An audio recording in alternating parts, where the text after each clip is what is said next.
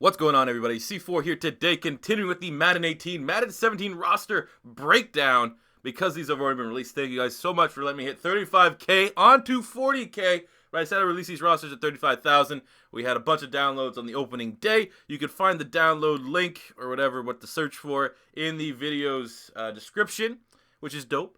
But while we're still releasing these, and today we're talking about the Kansas City Chiefs, guys, I still want to get your guys' feedback on the ratings to do some final tweakings before we can officially release the final completed rosters. So we have the Chiefs today. The Redskins will finish up tomorrow. But the Cliff Note versions of these rosters, essentially the ratings are based off of my opinion, Pro Football Focus, their stats. All teams will have their first 3 rounds worth of draft picks, rounds 4 through undrafted free agents. I've just included the notable guys. Free agents have been included. And yeah, we're looking to get the most accurate stuff you can get. So we need to get the most accurate stuff. So leave a comment in the comment section below if you agree or disagree with any of the ratings you see here today. Let's jump right in to the Kansas City Chiefs. At the quarterback spot, we gave Alex Smith an 80 overall. Oh, we're starting the note hot. The stat line wasn't, it's Alex Smith. He went 11-4 as a record. You go, God damn, 11-4, all right. Then you find out 3,500 passing yards, 15 touchdowns to go along with 8 interceptions. He also had 5 rushing touchdowns, so that's 20 and 8. You can't, I don't really think you can get that much more than 80. He's always an underrated quarterback to use in Madden because he can run. He is somewhat mobile. He made the Pro Bowl last season, but I mean, Alex Smith is always a tricky guy to rate. He's a guy that will never be higher than 83, should probably never be lower than an 80. I'm sticking with an 80. I could be maybe persuaded to give him an 81, 82, maybe. But it's Alex Smith, man. He's a game manager. We have Patty Mahomes here, 72 overall. I think that's a very generous rating to give him a 72, but I got shit on when I did my official rookie release thing like a couple months ago. So I gave him a 72 just to shut some people up. There's some people I'm just like, feed him a bone. He probably will get something rated, like a high rating like this from Madden anyway, so why not just, kind of fall into the curve here. So 72 for Mahomes. We got Stave and Tyler Brace, the quarterback. So, I mean, honestly, if you want to take over this roster, you choose Mahomes right away. Electrifying. I think the Mahomes to Tyreek Hill combination is going to be pretty deadly. At the running back spot, we have Spencer Ware at 85 overall last season. Finished with 921 rushing yards, 3 touchdowns, 33 catches, 447 yards, 2 touchdowns, which gave him just short of 1,400 total yards from scrimmage and 5 touchdowns. So fairly underrated, kind of under the radar, but totally was the kind of guy that made Jamal Charles expendable, especially considering his cap hit. So we have Spencer Ware at 85. You have CJ Spiller coming over. Not necessarily sure how much tread he has left on the tires, but can still make some big-time plays. You have Chandrick West, who is solid, had 481 yards from scrimmage last year and 3 touchdowns. And Kareem Hunt, we gave him a 69 overall, which is like the highest we give. I think he was a 3rd-round pick out of Toledo. I like that selection. People are saying he may be eventually able to carve out a role as a starter, potentially. Definitely keep an eye on him. That 69 can certainly raise depending after his preseason. Fullback, we have Sherman here, 75. Kind of starting to slip down a little bit, but still a solid fullback. In the NFL, I could debate people say, just think, remember he was a high 80s. You gotta raise that. You gotta raise that a lot. But last season, I don't even think he had a goddamn rushing attempt. Yeah, last year he had 11 yards. So, yeah. Wide receiver, we give Jerry MACLIN an 82 overall last season. Jerry MACLIN finished in 12 games with 44 catches, 536 yards, and 2 touchdowns. I kind of think debatably this 82 is too high for Jerry MACLIN. I was trying to be generous. I didn't want to come off like a salty Eagles fan, but that's not a good stat line. He only missed 4 games. And if he would have played in those 4 games, he still would not have hit 70 catches, still would not have hit 1,000 yards, still would not have hit even 5 touchdowns probably. So, I mean, it is, again, it's just tough because of the offense.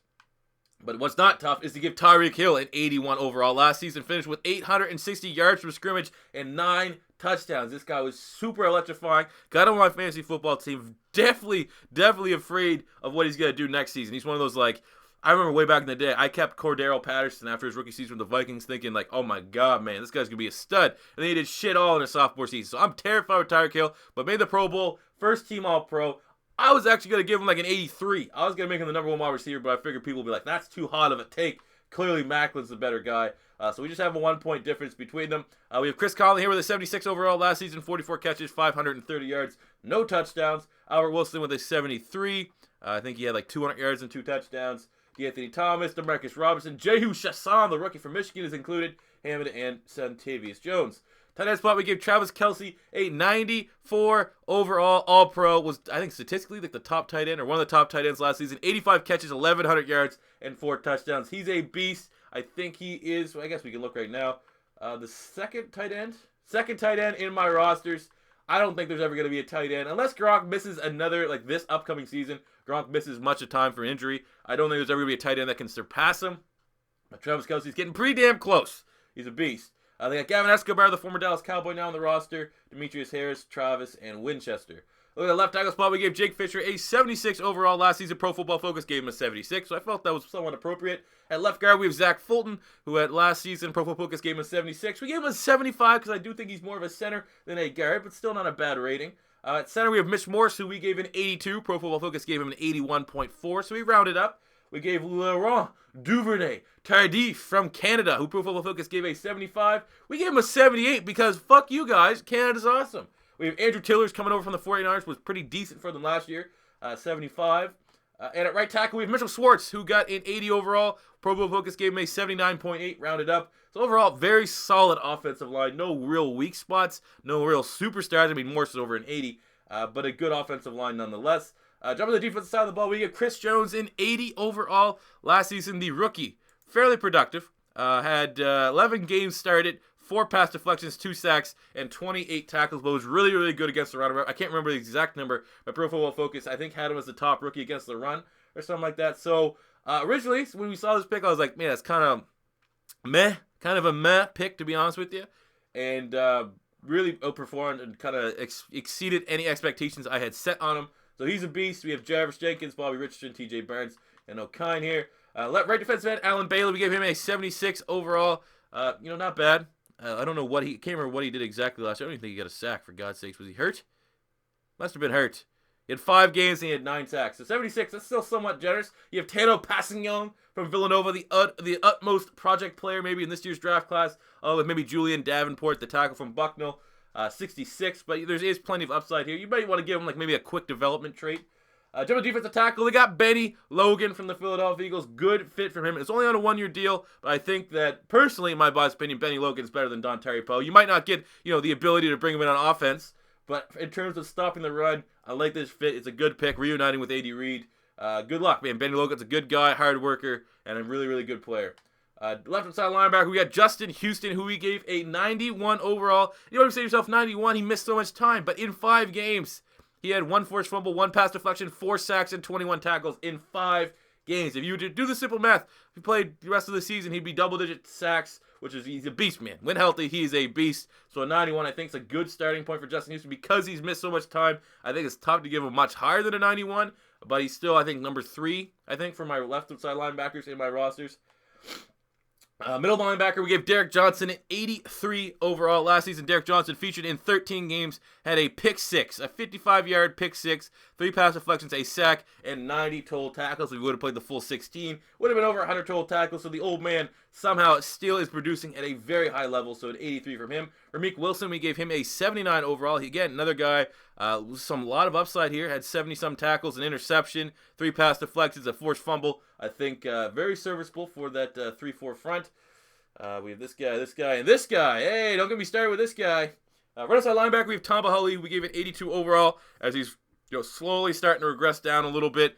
But still, I mean, this is more so not totally based off of his production, because when you look at production, D Ford certainly outproduced him, but it's more Tamba Hali's in a regression. He started out as an 85. We knocked him down to an 82 because last season in 12, he featured in 16 games, but Pro Football Reference only has him starting 2 games where he had 3.5 sacks and 34 tackles. So he's now down to an 82. But D Ford, who in the Madden rosters had him only as a 77, we bumped him up to an 81 after he led the Chiefs defense, a very good defense, mind you, in sacks with 10 sacks. He had 30, just shy of 40 tackles, a forced fumble, and 2 pass deflections in 14 games started.